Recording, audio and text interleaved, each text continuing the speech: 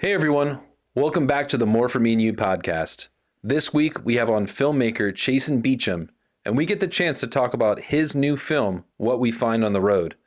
And then later, we talk about a film that he chose on Mometu called Stupid Games.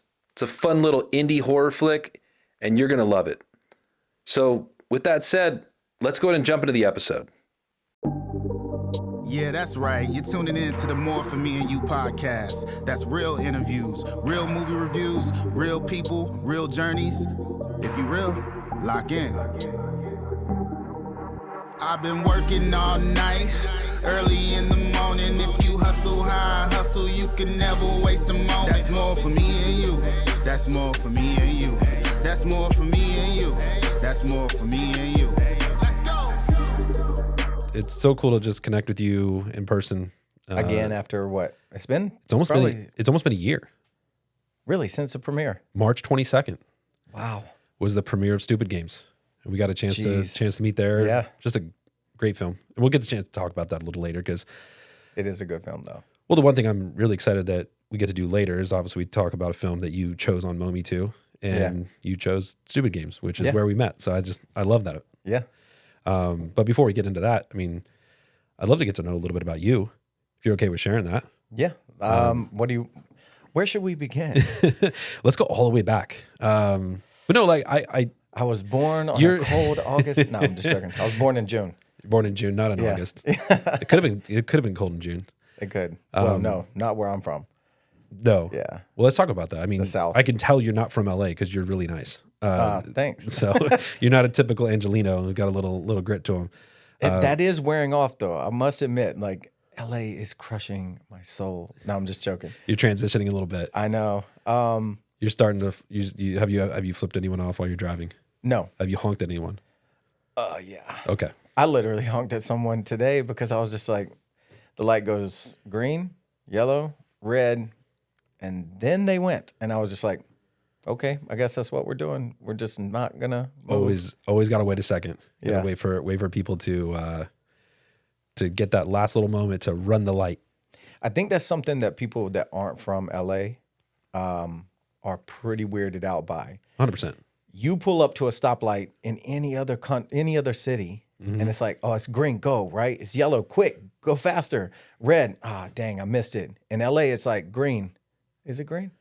Oh, it's green. I'm gonna mosey on through. Let me put my phone down. And I can drive. And then it's red, and 6 more cars go, and you're just like, what did I just witness? Like, and a cop. I've seen cops consistently run red lights, and it's like, I don't think traffic signals mean the same thing here. But now, what I will say, I don't think it has to do as much with LA as it has to do, like with LA people, as it has to do with the LA infrastructure. Yeah. Because if they did plan for growth and expansion and making the streets wider, they could have made turn lanes more efficient and could have sped it up. But we're not here to talk about infrastructure. Right. We're here to talk about you. So where are you from? Where are you from originally? I'm from Wilmington, North Carolina, originally, which for the longest time, a group of filmmakers that I currently know out here, they're also from Wilmington, and they called it Wilmywood for the longest time. Wilmywood. So before Pinewood Studios opened, before the big transition, ATL boom, all that stuff, Wilmington, North Carolina housed the largest sound stages on the East Coast. Wow, I did not know that. Yeah, Screen Gems EUE, which now it's not even called, I think it's called Cineverse. Cinespaces bought Screen Gems. And that, like, Pirates of the Caribbean was done there. A bunch of the Marvel movies were done there. Yeah. Under the Dome. I mean, you can look it up. It stayed pretty fervent for a long time. And everybody was like, are you just going to stay here? And I was. But Pat McCrory, I stood on stage with Governor Pat McCrory from North Carolina when he did his campaign, Film Equals Jobs. Ran his entire campaign on Film Equals Jobs, gets in office 2 months after he's elected. He himself writes to have the tax incentive removed, demolish the tax incentive. And it was unreal to see. But that night, every production, there were, I think, 6 production, every soundstage was full. We're talking huge sets, everything. Yeah. I mean, everyone had planned to Everybody make that kind of boom. Yeah, because they had like 6 projects going out of just that one area. Big, huge, like $100 million type show running operations. All of them overnight. They loaded them up in trucks, drove all the way to Atlanta. Wow. 80,000 jobs overnight gone. That's insane. Yeah. And I've heard of Nollywood, I've heard of Bollywood, but I've never heard of Wilmywood. Yeah. Well, you haven't heard of it. I'm guessing that's why we have never heard of Wilmywood again, Yeah. because it doesn't exist anymore. Like the tax incentives are gone. Are they back again? They're back. They are back. Oddly enough, and it was run before Cine Spaces bought it. It was run by a family, and I won't say their name, but they were very choosy. Coming from a land of complete independent projects and like lots of really good filmmakers coming out of the East Coast in that area, North, South Carolina. Prior to the Georgia boom, there were tons of really good filmmakers in Georgia, and these guys would not let productions like operate out of their sound stages. They would rather them be empty. True story. They would rather them be empty than work out a deal that is specific to the needs of a show. And then it got worse when DC made the TV show Swamp Thing. Are you familiar? Mm-hmm. So DC came in and, man, did they spend some money. Like so much so that we were just like, man, like the people that own this infrastructure are never going to be the same. Yep. Because they're used to that big It was bucks. so much money. So much money. You can do your research if you want to put like, it was so much money. That's how much money it was down at the bottom. How much money was it? How much was it? It was a lot of money. And the crazy part about that deal was, from what I was told, DC paid for 2 years up front, and then they canceled the show after the first year. So the people that own the studio were just riding high, and they're just like, yo, we've got a cachet of resources, so we're going to say no to all these small films because we can. Yep. And that's what happened. Like nothing wanted to go there because it was not film friendly. I've got a friend, Dominic Santana, business partner of mine, lifelong friend. He has made in the past year, he personally has brought $1.5 million to the state to film there. And we're talking like Tubi original type films, or we just did one for BET. He partnered, like his company, he and I partnered on one with a company called Swirl Films. Huge, they're huge in Atlanta. Eric Thomasounis is a great guy. I've known him for 20 years as well. And we were all just curious. Like we hadn't seen each other in like a decade, and then we're doing this production together, and we're asking the same questions. Like why don't we do more films here? In our home state. And the reason is it's just like nobody really wants to make it happen. Like everybody's jaded, or from my experience, the people that are there make really good money because they're only union jobs that go there. So that when they're working, they're like, oh, I'm only going to work for these 6 months. But in those 6 months, they're going to make $100,000. Like That's a good half year. That's a great half year. And so guess what they do? Because the cost of living is so cheap there, they just are like, how much you paying? And rather than go and work for, $300 a day, they're just like, no, I'm good, man. I need my my union minimums. And it's just like, so in my opinion, that's a reflection of everything that's currently going on in the Atlanta or in the LA market. Like, and if you want to get into how I feel about that, we can. No, we don't need to get into that. That's a whole nother podcast. We can we can have you back. We can have you back at a later time. But no, I it's good to hear about film from another perspective, like another part of the country. Because and a lot of the time people that are in LA, they just hear about film in LA.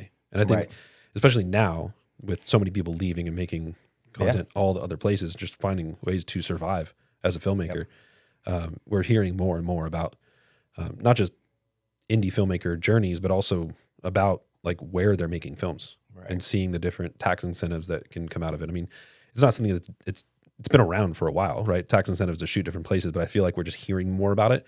Maybe with social media and just different things are coming out more about just these journeys of how filmmakers are surviving. LA is not the only place to make films anymore. To scratch the surface of that a little bit, two of my close friends have picked up their entire operations. We're talking multi-million-dollar studios with volume walls and everything, and have moved their entire operation to other states. And when I asked why, they said, because they're really connected as well. Clearly, if you're running that type of operation, you're pretty, in tune, or you've got the pulse of the industry. And they said that their biggest fear, and I've heard this from 3 different EPs from major networks, said that we are likely to have happened to us what happened to the car industry in Detroit.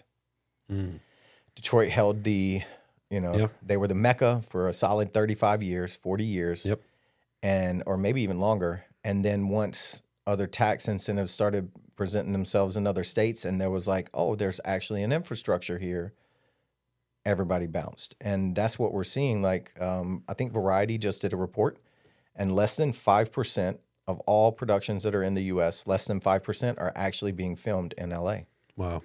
So, that sucks. It's unfortunate. It goes with what it is you were unfortunate, saying. and I hope we get officials elected into office that will support film in California. Yeah, I again. think there's 6 million people just in the greater Los Angeles area that are directly connected to film. 6 million people. I actually just saw a Reddit thread last night, and just scrolling through, and someone's like, "Hey, I'm thinking about moving to LA from Toronto. I'm a filmmaker. I really want to get out there." And like everyone's like, "Don't do it. Don't do it. Like unless you have a job lined up, don't come. Yeah. Unless you have parents that can write, like just float you, don't come. Like stay in Toronto, figure out a job, and go somewhere else." So, but yeah, we don't need to get too deep on that because again, a whole nother podcast episode on that. So, and also, but thanks for sharing about that. Yeah. But getting back to yourself, like what was your childhood like, and almost like what led you into wanting to become a filmmaker? Like, was that a childhood thing, or was that a later down in life kind of thing? So I was in front of the camera prior to, realizing that I sucked in front of the camera. So you were an actor? I was an actor. Yeah. I've done a few movies. You could probably find them out there. They're not good. I'm sure they're great. Oh man, they're comical. But it was a blast. I had a blast doing it. But I left the industry for like 6 years, became a chef, did that. And then being a chef destroyed my love for cooking outside of like cooking for, small groups or whatever. Yeah. And then I came back to the industry, and the rest is kind of history. But yeah, I did start off at a young age. My favorite film is The Goonies. Yeah. Solid of choice. all time. Solid of all choice. time. I'm just like, everybody's like, really, The Goonies? And I'm like, what doesn't that movie have? Like, the little guy wins. It's still heartfelt. It's adventurous. There's pirates. There's gold. There's treasure. Yeah. So yeah, that film. Aren't they potentially remaking that? Is that happening? Ooh. I hope not. But I heard that something's happening. And I don't know if it's like one of those remakes or if it's like a Twister thing where they, continue the story kind of thing. I don't know. They better continue the story. If they try to recast 4 young boys, and a girl and an older brother, I'm just gonna be like, what is wrong with you? Mm-hmm. I'm friends with some of the guys from The Sandlot, and I love that movie too. Like, man, you want to talk about one of the best summertime movies, like 4th of July movies? Phenomenal. Amazing story. And I was talking with some of them, and I was like, are they really going to do it? And they were, but then they were like, oh, we're going to turn it into a TV show. And I was like, okay, like what? And he was like, and we are going to live in, and it's going to be our kids. And I was like, okay, I think I'm okay with that, because now they're old enough to have kids. Like, the young boys never left the cul-de-sac, if you will. Yep. And then now they have family. Like their kids. Their kids. And I'm like, okay. Maybe it's like the baseball field like is weeds and all that stuff. Maybe. And like it's just like never got remade kind of thing, and just hidden or whatever. I don't know. They and I'm actually working on something with them right now called the Play Forever Project, which is pretty solid. It's a TV series kind of about these guys bringing the ability for younger inner city children that don't necessarily have the resources to play. Yeah. They come and they donate all this stuff to them. And so these kids can play forever. And I was like, man, I'm 100% on board to help you guys take that to whatever, heights it can be, because kids need to be allowed to be kids. Yep. So that they can turn out to have ambitions and dreams and, not be jaded by the time they're, in middle school. And, with the way the world works right now, it's like, no dreaming, you know what I mean? It's like, squash that. You need to, You're 8. Why don't you have a job yet? for real. But yeah, I'm pretty sure I got really off topic. You did, but it's okay. I love just, dude, we got down to Goonies and Sandlot. Where are we going wrong? I know, it's a film podcast. So you obviously inspired to be an actor. You got into that, wasn't a thing, became a chef. Then you stopped cooking and you became a filmmaker. Why did you become a filmmaker? I loved the idea that anything you think of, if you really dissect it, you could probably put on screen. Mm-hmm. And that's pretty evident across any genre, whether it's horror, sci-fi, love, or what is it? Not love. Romance. Love. Stupid. Yeah, anything you could think of, you can portray it the way that you hoped it would be, Mm-hmm. And every film that I want to do, if I'm fortunate enough, every film that I do from here on out will hopefully have a ton of heart in it and a ton of perseverance, to give you that little edge of like, hey, it might be tough right now, but you'll be okay. Yeah. We always need a little inspiration in our lives. Yeah. I follow a lot of inspirational accounts on on Instagram, TikTok, just because as I'm scrolling, I want something that's gonna build me up a little bit. Yeah. There's so many things that'll bring you down, so many sad stories around the world that you just hear about. You're scrolling, you're just like, oh, I don't want to see that. I don't want to see that. But then you find something inspirational. So I think the world needs a little bit more of that. So yeah, I'm glad you're one of the filmmakers that's wanting to do that. And with that being said, my next film is likely to be a serial killer psychological. My next movie is a slasher. No, it's kind of in the vein of Silence of the Lambs, but it's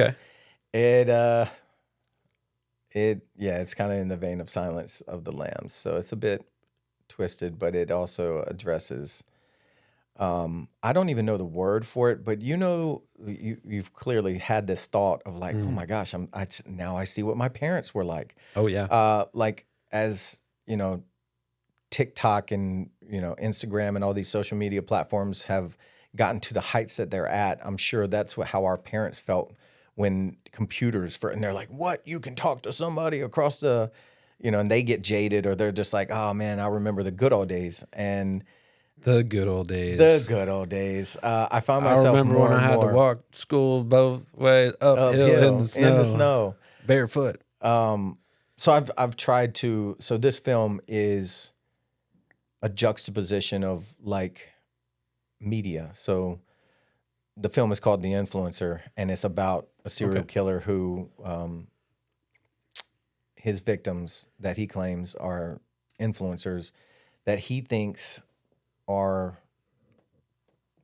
taking away from society, meaning the NPCers, this is wonderful ice cream, and they're making $1 million a year just to sit there and get a quarter every time they mimic an emoji. Dude, I'm so jealous of. I wish I could make money that way. Food bloggers and just local. I think local something I remember OC local or I don't know some guy just goes around to different restaurants and new restaurants and tries them out, and just over the years just built it up, and now he gets asked to come to restaurants to kind of a diners, drives and dives almost kind of thing, showcase my place, have people come. So smart. And I love food, so just why did I not do that? Clearly. So yeah, that film just dives into both sides of the spectrum of on one hand, social media is incredibly dangerous. Yep. We've seen that through bullying. We've seen that through misinformation. We've seen that through trends that are degrading. But then also, they're not going anywhere. So why fight them? And that's what this film does. Is it examines how someone can be a part of an entity that's not going away, but try to make the entity a little more efficient, a little more morally sound, a little more, Yeah. And that's why this killer is, in my opinion, when I wrote the script, I was just like, you got to have somebody who is hopefully in their head. They're like, no, I'm doing good. I'm just executing it very poorly. And so that's what he does. He thinks he's doing well for, the bigger picture. But clearly he's killing people. So it's not good. Who knows? That maybe it's a Mometu original one day. Maybe. But going back to your first film, Yeah. You got a chance to direct a film. Yeah, I did. Like I saw a trailer and it said directed by Chaysen Beacham. Yeah, very fortunate. So cool. Tell us a little bit about your film, just so people know what to kind of expect and what to look for. And we can talk a little bit more about it later. But The film is called What We Find on the Road. Yeah. It is a cross-country coming-of-age film. So a young kid from Boston, Massachusetts, or more local Cape Cod, is gifted a car by an ex-con of a father with a note that says, hey, meet me on your birthday in Vallejo, California. So he does so. He embarks on this journey against everybody's wishes and kind of discovers a little bit about himself along the way.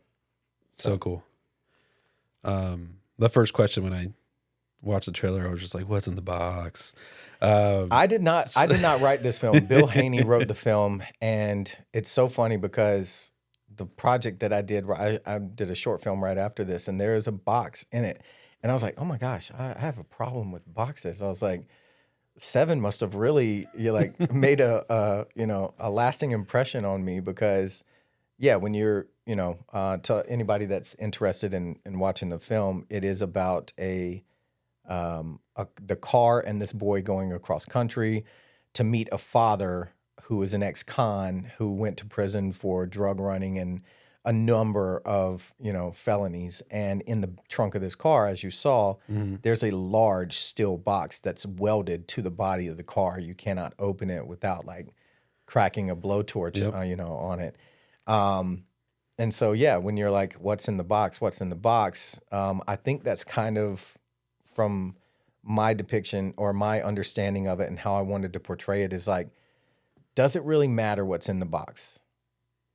You're going to be faced with choices. And this young boy in the beginning, you've seen it, right? Yep. So in the beginning, everybody is making these choices for him. And it isn't until, a certain point in the movie where you can see a clear switch, and it costs him something. He's like, no, I don't care what you think. I'm going to do this. And the scene I'm talking about is the diner scene with his friend. And from that moment on, it's like, oh, wait, we've all been there. We've all been the teenager who wants to be an adult. And sometimes that means saying no to an adult. And you're like, ooh, this could go over really badly. How am I going to, make it through this? And the big picture is look, life isn't that serious. You're going to make choices. You're going to get some bumps on the head. But in the end, you're just like, hey, tomorrow's another day.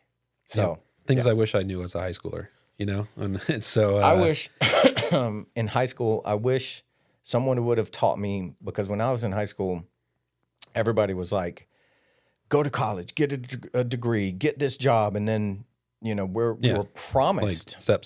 Yeah, it's like if this, then that scenarios. And I'm like, first off, life don't work that way no more. Nope. You can go to, my degree is in marketing strategies. I was going to ask if you were a filmmaker. Where did you go to film school? No, I didn't. I just knew camera gear, and I knew when I first got started, I just knew. Oddly enough, I was a non-traditional student, so I went to NC State the first time, and I was a pre-vet curriculum. I was going to go into animals because I grew up on a farm, and I was like, that seems fun. I love animals, and I was like, oh God, I'm really not smart enough to do what this. you know. Yeah, so chemistry was like, nah, dog, this ain't for you. uh, so Same here. So then like advanced math. Nope. I'm really good at math. I You am are. horrible at chemistry. You would think. I did okay in biology and I did good in math. And you would think I would be, because that's what chemistry is math and bio, just coming together. Nope. When I tell you I was lucky to get a C in both of the classes that I did. But nonetheless, like I said, I was a non-traditional student. I went to university the first time, dropped out because of a girl, honestly. Good for you. I know, right? Well done. Yeah, so smart. Dropped out because of a girl, came back to, went to community college, got an associate's degree, and I was like, I don't need any more schooling after this. I know what I want to do. And then I chose to come, after being a chef, I chose to come back to school because I was like, I really want to do film. And I was like, I need to understand business. So I went to the Cameron School of Business at UNCW. And whilst I was there, I was actually given the opportunity to redo all of their marketing materials for the Cameron. And it was a huge contract. It was the most money I've ever made while I'm there. That's great. Perfect. And then that afforded me to fly to Belgium and work with the European Union 7th Framework Program. And I did a dissemination piece on equine genetics. So I was like, my old love of animals was meeting my new passion and newfound career path.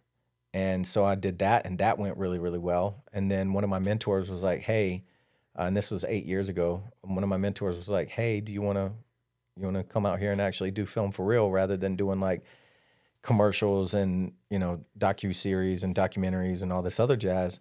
And I was like, I'd love to. And so he hired me as a production coordinator on a TV show. And I did that. And he was like, look, I know you're used to running your own show, but when you get out here, you got to, kind of fall in line. Got to listen. Yep. And at first I was like, okay, I'm learning a lot. Like I was learning so much. But then I also realized I know way more than I should. Yeah. And I opened my mouth one time, and Steve Nigg is an executive producer and director, great guy. And he sat me down one day, and he didn't know anything of me. And he was like, hey, we're appreciative of you being here, but know your role, shut your hole. And that stuck with me. What a quote. Yeah, what a know quote. your role, shut your hole. I love that. And it stuck with me too. Yeah. And I resented it for the longest time until I got into more powerful positions. And then you start to realize why people at their position, why they're there, number one. You respect the process so much more because if you let it get to you, it'll destroy you. And so he and I worked together on a couple of things, and him and Adam Moyer, both of them are executive producers on this film, What We Find on the Road. And they're just great guys, know the industry really, really well. They come from the reality world, not necessarily the feature world, but just great all-around dudes, full of life lessons. And another mentor friend of mine, the one that actually brought me out here, Michael Soto, again, amazing human being, tons of life lessons, like don't be afraid to work. And I guess like growing up on a farm and in a small community, like I'm about to go work for him just because I'm like not doing anything right now. I'm about to go be a script PA. So cool. Like working with a huge entity. So just to be on the set with, one of my mentors and, Yeah. And it just makes you such a better, like well-rounded filmmaker to go back and do those things. Like now you're a director, but like to go back and do something else, a different role. Well, it just makes you more well-rounded as you're going to make your next film. So I think a key thing that is harming our industry right now is entitlement. Yeah. Are you a part of a team? If the answer is yes, it doesn't matter if you're the tight end or you're the quarterback, you're just as valuable. Absolutely. And I grew up playing sports my entire life. And I grew up working hard for every position that I've had. So I have zero pride in standing on set while my mentor is like, hey, go grab this person a water. And I'm like, cool, I can go do that. And grab myself Why? a water. Why? Because who am I? You know what I mean? It doesn't matter if I've won an Oscar. It's like, you're still a human. They're still a human. Were you hired in this position or in this capacity? If the answer is no, then do what you were hired to do. Yep. Because ultimately, people just need to trust people. Like if you hired me to do something and I said I could do the job, it'd probably piss you off if you were like, Chaysen, why are you over there doing this? Stay in your lane. Know your role, shut your hole. Love that. Well, I'm glad you became a filmmaker. You made an incredible first feature film in What We Find on the Road. And so if you can, just look into that camera right there. Let people know where can we find it and, and why should we watch it? The film is called What We Find on the Road. You can see it on Amazon. You can also find it on Apple.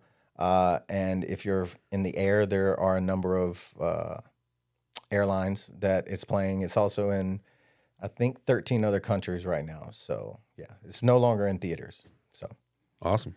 Yeah. Well, thanks for sharing about that. And, we'll be right back. Thanks, man. Being a small business is difficult, and that's why each week we've decided to shout out a different small business, and they literally have no idea that we're doing this. This week we've chosen Sinister Brew Coffee. Now, if you're into some spooky flavors, you definitely need to check out this horror-themed coffee company. Go check them out at sinisterbrewcoffee.com. And with that, let's jump back into the pod. Chaysen, Yes. would you like to play a little game called This or That? Ooh, yeah. Let's do it. So it's not trivia, Okay. but we're going to do this or that. And it's actually brought to you by Coastline Travel Advisors. So if you're ever looking to go back to Belgium or go anywhere else, go to coastlinetravel.com. They'll take care of all your travel needs. So I'm going to ask you a series of questions, and some of them are fun. Some of them get a little more serious at the end, so just be ready for those. Okay. I ask every single one of my guests the first question, though. Tacos or pizza?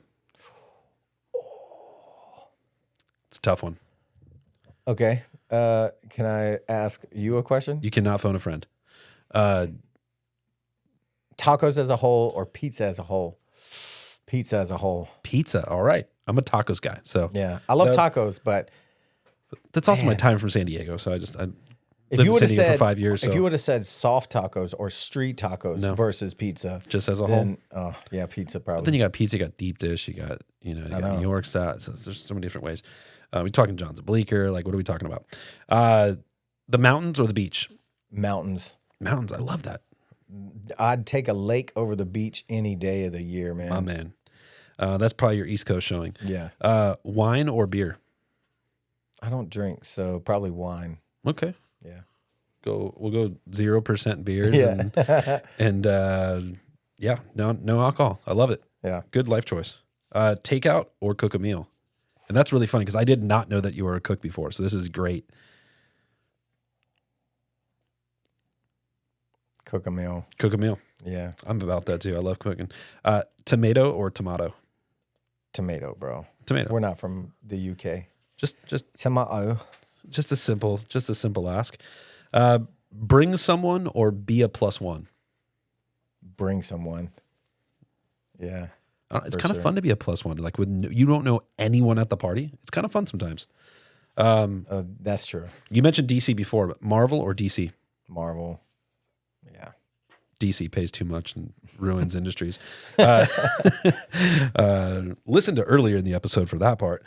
Stream the album or buy the vinyl? First off, there's nothing better than analog sound. Yeah. So if you can own a vinyl, buy the vinyl. Yeah. A little more difficult to change the record. And all But if stuff, I'm going with how often, because I love music, I would have to say if it's one of those two choices, I would say stream the music because I'm always on my phone, I'm always in my car, I'm always just a little driving, easier to go. and I need to be able to listen to music. Can't bring a turntable in the car. Tell the joke or laugh at the joke. Laugh at the joke. All right. What's your favorite joke? It can be bad too. All right, I've only ever made up one joke in my life. Great. What kind of podcast is this? All audience is more mature. Okay. So me and my friend Dom, the one that I was telling you about, Yeah. he's a prankster, bro. He's funny. And so we were like, we've never made up a joke. Let's make up a joke. So here it goes. So a group of people walk into a candy factory and one of them has to use the restroom. And while that person is away, the scientist explains, much like the everlasting gobstopper or the candy from Willy Wonka, he's like, we're working on this new synapse, like tongue to brain connection. So whatever you're wanting is what it is. So they eat it, and one of them's like, "Oh my gosh, this tastes just like strawberries." One of them eats it and was like, "Oh man, this tastes just like a steak." And then the guy walks back and he's like, "What did I miss?" And she's like, "Try this." And he throws the piece and he's like, "Ugh, mine tastes like dick." That's the only joke. I did not think it was going there. That's so good. I'm gonna have to borrow that one. That might make the cut. Skittles or M&Ms? Speaking of candy, Skittles. Taste the rainbow. So for Christmas, are you gonna get a real tree or a fake one? Fake.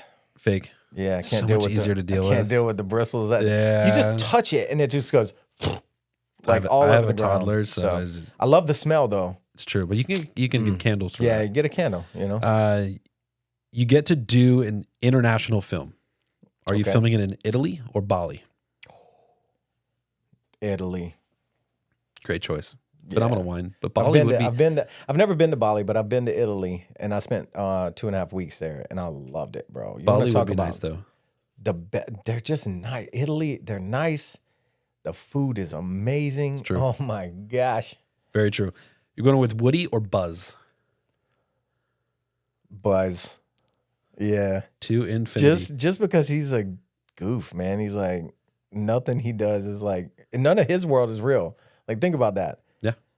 So like as a filmmaker, like Woody's like the realist, and he's like, "What are you doing?" He's like, "No, I can fly," but he can't. You know, like I like the hope.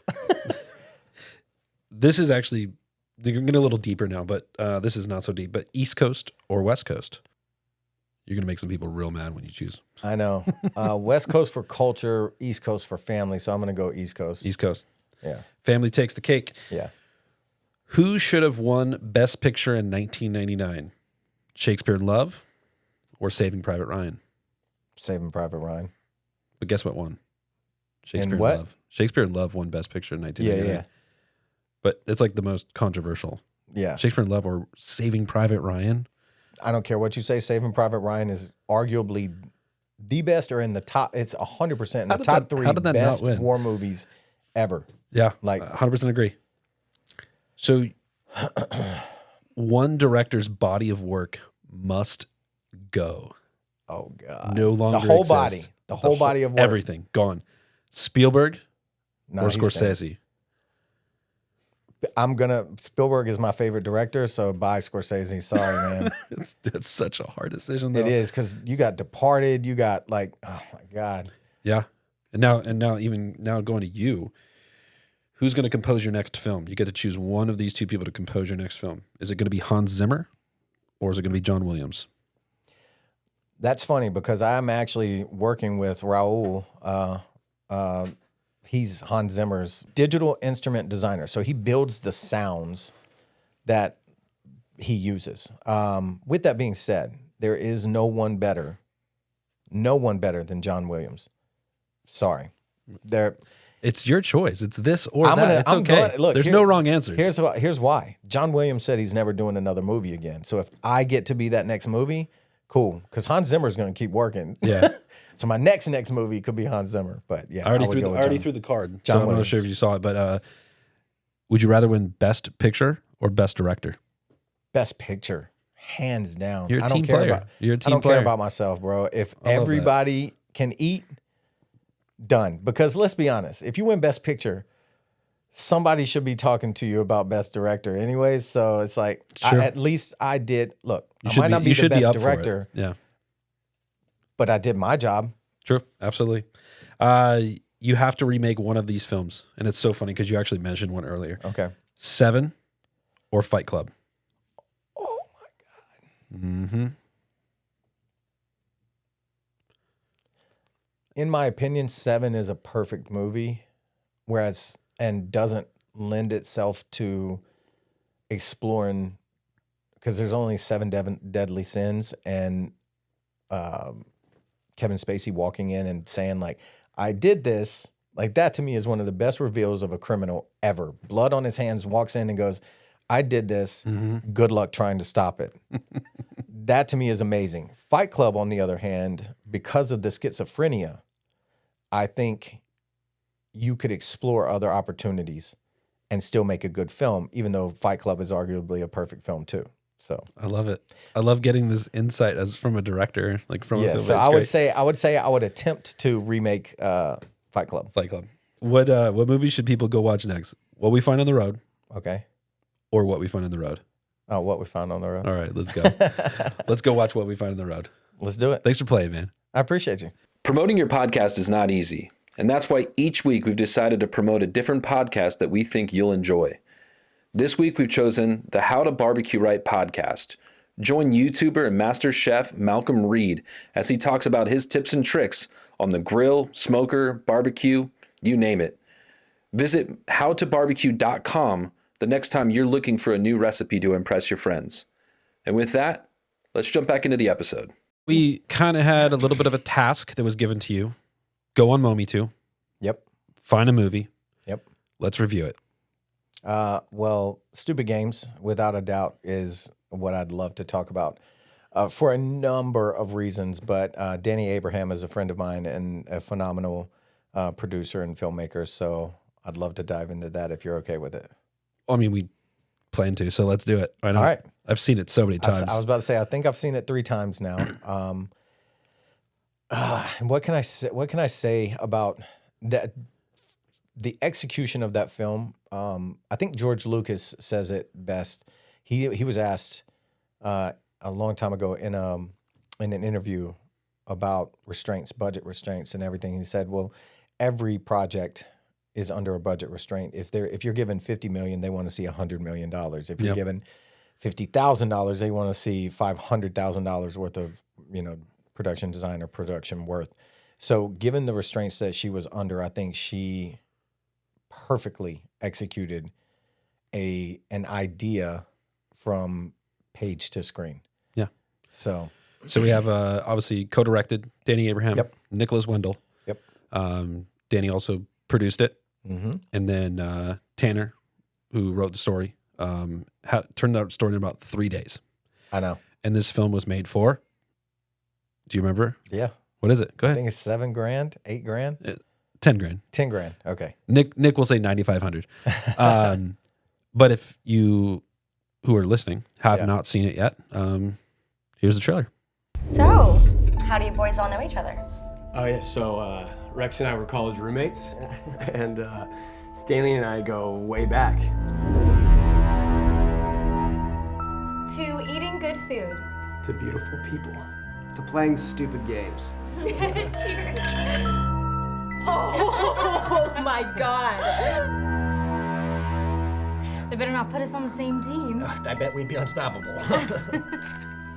All right, pick a board game. I've never heard of this one before. Quest for Truth. Minutia. Any objections? Not here, let's hit it. Take your pick. Oh, I get it. This is like a perverted mashup of a bunch of other games. Piece of cake. I've never seen that card in there before. It's almost like it knows. Go, man! Go ahead. Go. Jackson! You want to end up like him?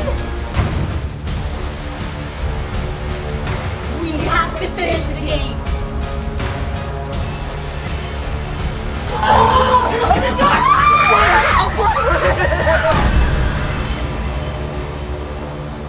You know, my mom always said that it's not the number of choices that you have, it's the wisdom to choose right. Yeah, I really hope people love that trailer. Just an incredible film. I have such a heart for this film, and I'm so glad that you chose it because it's one of those films that, because it's made for such a low budget, when people see it, they don't realize it was made for that little. Yeah. They are so talented. Nicholas and Danny and really everyone that was involved. The whole cast was I was just about to incredible. say everybody, because so Danny called me quite frequently. She was like, Chaysen, how do I do this? And I'm like, I don't know. I was like, I've never made anything for that. I said, I think on a number of occasions, it was more so just like, hey, get through today. That's it. Yeah. That's all you got to do. Try to meet your day. And whatever those problems are for meeting your day, as long as you've met your day, throw those in a trash can because tomorrow's going to have a couple more. And just remind yourself, hey, in 2 weeks, I'm not going to have any of these issues because we'll be done. And then you have a whole nother set of issues with editing. But I didn't tell her that. It was more so about like just making sure that you honor your story. And I think that was like beautifully executed. The cast, my favorite cast member, and I forget his name, but the guy with the glasses. Yeah. Stanley's the cast member, his name in the movie. Yeah. Grant Terzakis. I knew there was a Z in there. And I have a Z in my last name, so that's like, it hurts me. But yeah, he's genuine. He's genuine. He plays his role so well. I mean, but every single little detail about his character was just perfect, from the comb over haircut, the glasses. I mean, the sweater. I know. The sweater is so good. And then what's weird is like the reason his character resonated with me is because, like you asked, would you rather invite somebody or would you rather be a third wheel? On one hand, a third wheel can be like cool. I get to know all these things. On the other hand, you're that guy. You're invited to a party where you're about to be killed or possibly killed by a djinn. Like what? Like if I invite somebody to my house, we ain't playing that game. Yeah. But no, the film overall, I think, was beautifully executed. They did a wonderful job with the sound design and the score, and even better job with the use of the monster or the djinn in the film. I thought that part where, not in the bathroom, but when who is it that walks into, I think it's a girl, it's the guy, walks into the bedroom and there's a pile of clothes. Yeah. And the way that they designed the shot, or the director picked the angle, the djinn it looks like the head of the djinn is a part of the pile of clothes, and then it stands up and it opens its eyes. And in low budget horror films, one of the biggest issues is either you go really far right or really far left with it. You go into, this looks corny and that's why I like it, or you go, this looks really believable and holy shit. And they, in my opinion, in many of those shots, I was like, I know what mask they used. I know how they built this creature. And I'm like, there's no reason it should have played as well as it did. I think they kind of hit on both ends of the spectrum. They did. They hit it beautifully. And I was like, good on you. Yeah. And I just remember at the premiere, I was like hugging Danny and I was just like, you guys did exactly what you set out to do. And not many people can say that. Like, you went above and beyond. Especially for the budget that it was made for. It's just like, hope to God that it is just wreaking, tons of success, and getting the notoriety and, viewers' eyes on it as it should. So, yeah, I mean, the two questions I had for you about this film was like, what was your favorite moment and who was your favorite character? And I think you just answered both of those, which is great. Yeah. Who is going to love this film? I mean, I think that's the most important thing, because it's not, and for me personally, it's not a typical horror film, right? Like it's not a deep, like what people think of a horror film. They think like, I don't want to watch horror because I don't want to see a bunch of blood, and I don't want to see a slasher. I don't want to see something where just like they're just killing going on left and right. And some people just hate being like crazy scared, right? Yeah. Like my wife almost didn't want to come to the premiere. Yeah. And I'm so happy she did. I remember she actually, we spoke at the end of the premiere and you were like, my wife hates horror films and she loved this movie. Yeah. And I think to expound on your question from before, which was like, who would enjoy this? I think you just hit the nail on the head. It's like, this is that film that if you're in a new relationship or in a steady relationship and you're like, you want to find some common ground, of like, hey, I like horror films, but my partner doesn't. This is that movie where both people can feel fulfilled when or after they watch it. And in not so many words, I think it's kind of a cautionary tale as well. Know what you're getting yourself into. Yeah. And if you're super right-wing conservative, it's like, hey, like, know the women you're going to go talk to, or vice versa. Know the guys you're going to go, like if your daughter or your son is like going to go hang out with somebody, show them this movie. Be like, just be cautious of what you're getting yourself into. 100%. You know what I mean? It's like, it is a nice intro to horror. Yeah, very good. Very nice intro to horror. And it's honestly, it actually skews younger than I originally had thought. I was talking to one of our followers on TikTok, and she was saying that she loves horror and she's a big fan of horror, but she loves Mometu. And one of the reasons that she loves Mometu is that she's able to watch a lot of the content we have on with her teenager. Yeah. And she said specifically, the first film that really bonded us on Mometu was Stupid Games. And it was just something they could really find common ground with. Hopefully you told Danny that or showed her the post, because no, she's going to find out about it right now on this podcast. So well, good for you, Danny. There's so many stories about people just loving on that film, and it was the second film that we had released as an exclusive. And I'm so happy that we had been able to meet Danny and Nicholas. I met them at a screening for another film that was made by V Channels, which is known as Insurgents now. Oh, and shout out to James Bresick too, 100% friend of mine who actually gave Danny the opportunity to even do so, and it was kind of a mentor to her throughout the process as well. Shout out to you, James. Yeah, JCB. Yeah, you got a lot of love on both couches over here. Yeah, that's a whole nother podcast to talk about what that does. I'm hoping I can get him on this podcast as well, because he has some stories. Yeah, and some of the stuff that he's been able to make has been really, really fun to watch. And that's since I met him again last year at the premiere. So really happy that we chose Stupid Games, not only just as an exclusive, but I'm glad that you chose it as well, so we can talk a little bit about it. I'm always going to boost my friends up. I'm a fan. Here recently, I've actually tried my best, no matter what movie I'm going for, not to hate on it. I typically find myself speaking on a film from the stance of, I'm not the audience. Yeah. I'm not the audience you need in your film, especially if it's executed well, right? So if you meet all the QC points, you've likely made a good film. You just have to get it in front of the right audience. And that is where every filmmaker, wants to be. It's the difference between something like The Substance that's Oscar nominated versus A Complete Unknown. Right? Both amazing films, but you take like The Complete Unknown's demographic is probably the same as What We Find on the Road. Like, young kids despise my movie. We sat in front of 400 and something people that were 55 and older, tears, clapping, just abundantly enjoying this film. And I'm like, man, like the difference of who your audience is 100% makes or breaks the film. Yeah. So as if you've advertised properly, then you should get decent reviews, because your advertisement should be angled towards the person that is your demographic.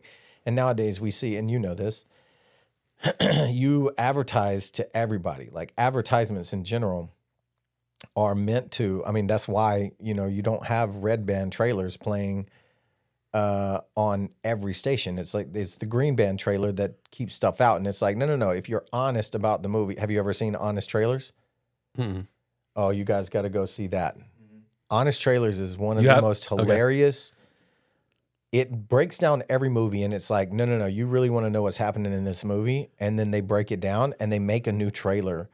And it's hilarious. Some of them are awesome because, like, the honest trailer is like, no, that's it. And then others are like, they play like the word, like if it did poorly in the box office, or if it's whatever, the trailer reflects often like how corny a film is, or how.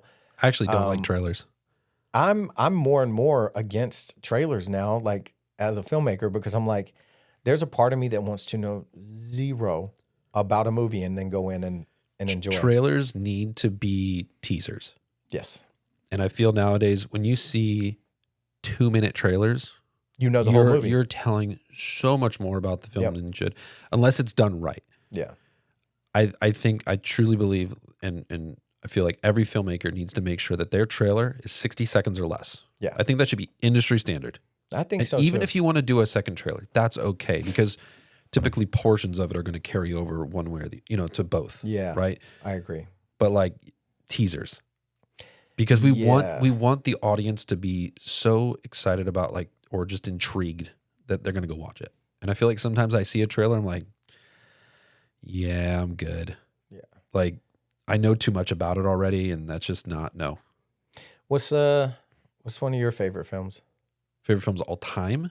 Yeah. Or, that's such a loaded question. I hate when I get this question, because I always, like, I've seen so many films that Me too. I almost went like, well, what genre?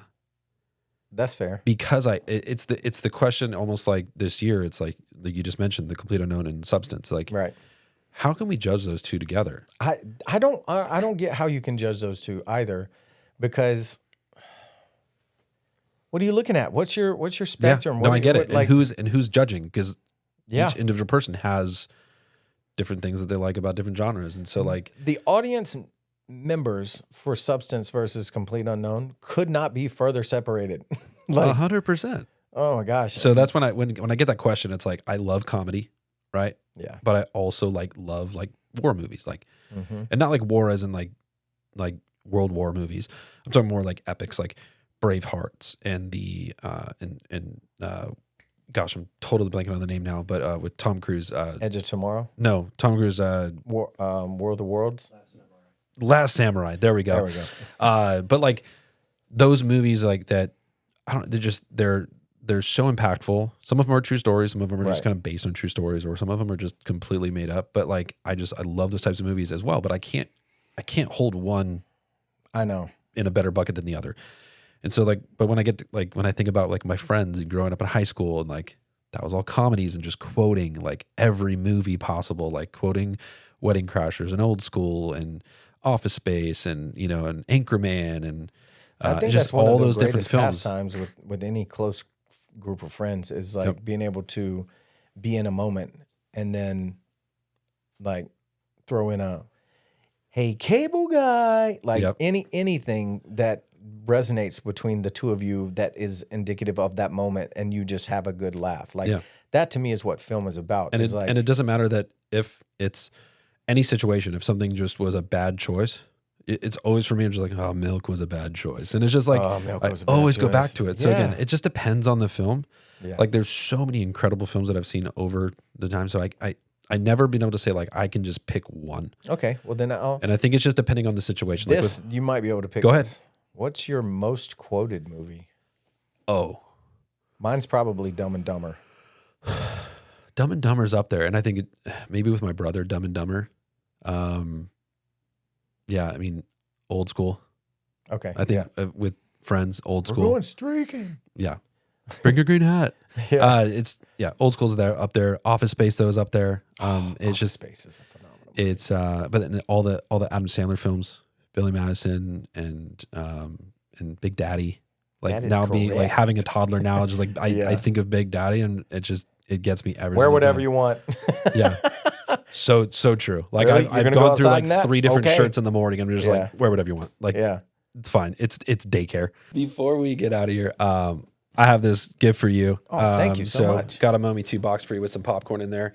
But then we also have one of our T-shirts that is from An Electric Sleep. It's the first movie that we premiered back in December of 23. Yep. So Can you give me the rundown on Electric Sleep? Electric Sleep's black sci-fi thriller, made for 13.5 actually. Incredible Nice. film. It won some, I think it's got like 13 or 14 film festival wins. But it's pretty much this couple that I don't want to give away too much of the story, but this couple that they're doctors and they're trying to solve this problem. Okay. And Is so- it about sleep or no? Kind of. Okay. So I can't, again, there's so much loaded in even the name that I don't want to give away. But pretty much that they're solving this issue, and then there's these bad guys that want to control that and take over what they're finding or what they're working on. Nice. So go watch An Electric Sleep too. Phenomenal film. Thank you for the package. Thank you for the Ben invite. Taylor. Ben Taylor is Ben Taylor and Theo Brown, the filmmakers Sick. on that one. Incredible, well done. Well, I appreciate you having me. It's been a blast to relive some of the stuff. So yeah. Thanks for cruising all the way down to make it here. It's raining today too, so I'm glad you drove safely. It never safely. rains really in LA, except for the whole month of February. I've tried It's to true. tell people that. It's like it never rains all year except for February. Yeah, I'm born in February, so I know. There you go. Most of my birthdays are rainy days, so it's unfortunate. Well, But Brian, thank you. No, thank you again as well, and look forward to having you back on the podcast eventually as well. See you guys later. Thanks for spending your time with us today on the More For Me and You podcast. If you've made it to the end, we appreciate you. Now, go do us a quick favor. Please like, comment, and share this episode. And before you go, don't forget to subscribe so you never miss an episode with the incredible guests we have coming up. You can also follow us at Mometu Podcast on Instagram and on TikTok. Oh, and for your next movie night, check out the Mometu app. It's free and packed with amazing movies and shows you've probably never seen. Until next time, take care, stay safe, and we'll see you in the pod.